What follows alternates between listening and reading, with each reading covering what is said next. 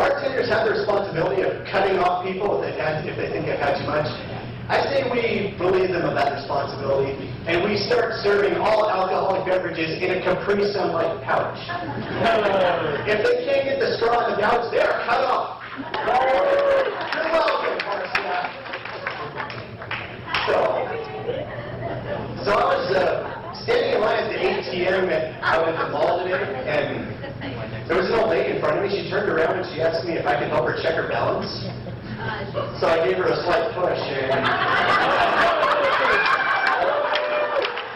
the balance wasn't very good. I hope I haven't been too rusty tonight. It has been a long day. I had to take my iguana to the vet. Everybody has a reptile dysfunction. I can't complain, though. I mean, in the waiting room, they were showing Star Wars. Star Wars fans, clap it up. And of course we win. I love Star Wars. I probably love Star Wars a little too much. I've actually caught myself doing this during an argument. No joke. Oh, and when I was Christmas shopping last week, I'm doing my Christmas shopping early, so skip the December crowd. But I was going to the Fred Meyer automatic doors, and I used this door opens. One of the employees saw me do that, and she's like, "Sir, I just want you to know that made my day." And I'm thinking, wow, I wish all women were that easy to please. Where are the couples at? In a relationship, married, dating, where are you at? Singles, I hope you're paying attention. Now you know who not to waste your time with. You're welcome. It's not always going to be that easy, because normally if you want to tell if someone's taking, what do you have to look for? The ring. Ring, right. And that doesn't work for me. Because I'm not very good with opposites. I'm a little slow up here, so I can have my shoulders squared to a gal. I'll be trying to find out if she's taken, and I'll be doing this. And here at this moment, I realize she's made eye contact with me, and I try to pass off like I'm doing something else. I have a ring. So, if I want to tell somebody's taken, I don't look for a ring. I look for bruises. Because for some reason, women seem to be into that. I don't understand that. I mean, I have heard women like bad boys. I've tried being a bad boy. I went to a girl's house. I de-alphabetized her DVDs. I slashed her tires. I set her dog on fire. Still wouldn't help. Freaking women. What do you guys think about honesty in a relationship? I'm always heard that's number one in a relationship. You guys agree or disagree? I disagree. Let me tell you why. So this last date I was on, first date at McDonald's, because I know how to treat a woman. And we were doing this thing, we were comparing each other to our respective exes, and she tells me, well, normally I date tall guys. And I'm really sensitive about my height, and I had to retaliate, so I said, well, then that's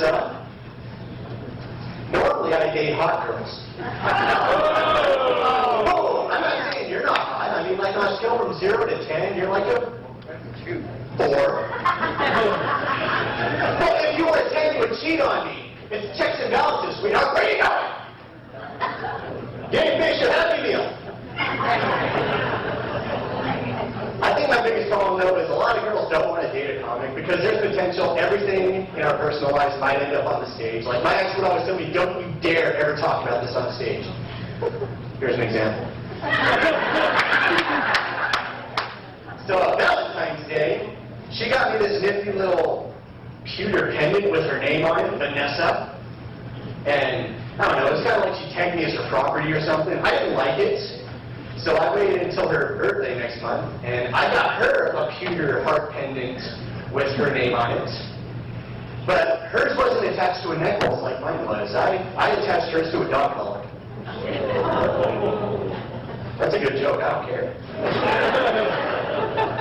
Anyway, I know it's not really traditional for comics to just come up on stage and tell like the traditional table joke, but before we bring our last comic up here, I do have what is, in my opinion, the best joke in the universe. And I want to share that with you guys real quick, if you don't mind. So, guy walks into a sporting goods store. He's looking to take up golf. And he speaks to the manager, and the manager says, well, you know what, you seem like a nice guy here. come to the back room. I'll let you test out a new prototype golf club we're making.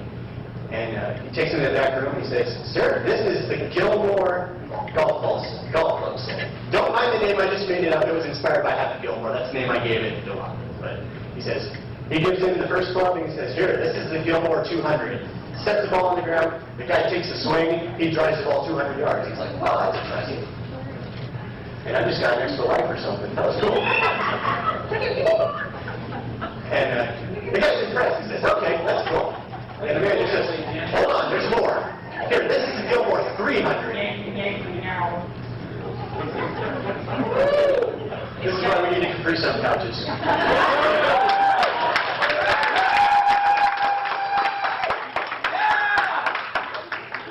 What was that? He gets to the Gilmore 300 now, but he throws another ball on the ground. Guy tees off, he drives the ball 300 yards. He's like, this is awesome. You know what? I think I might buy this. Manager says, hold on, there's one more I want you to try. This is the Gilmore Infinity. Throws the ball on the ground. The guy tees off with the Gilmore Infinity, and the ball just flies. I can do this all night. What's wrong? Did that joke suck? One more. I need to redeem myself. Can I have one more? All right. So a guy's getting on a plane with his pet monkey.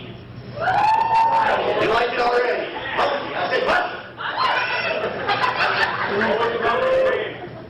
Your mama.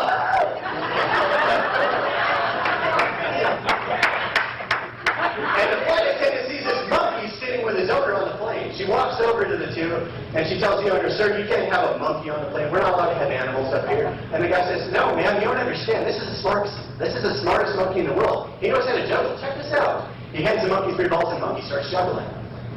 And the flight attendant says, I don't care if he knows how to juggle. He's an animal. He can't be on the plane. He needs to be in the cargo bay. The guy says, you don't understand. This monkey is so smart, he can take this plane off right now. He knows how to fly. And before the flight attendant can say anything, the monkey has already taken off. He's in the cockpit, and he's taking off 30 minutes ahead of schedule. They manage to get the monkey back in the seat. They're turning around to get back to the airport to pick up the rest of the passengers. And as they're going back, the flight attendant is just steaming. She says, sir, I don't care how smart your monkey is. He needs to be in the cargo bay. This is unacceptable.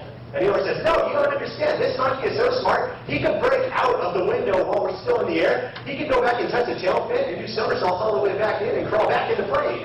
Before the flight attendant can say anything, the monkey is already bolted out of the plane. He's crawling towards the back. He touches the tail fin, and he's on his way back to the window, not the mirror. He's on his way back to the window, and the window resistance is annihilating him, ripping his monkey fur off his body. And he's about to make it back into the window, and he almost makes it, but out of nowhere, he gets drilled in the head with his golf ball, and he falls off the plane.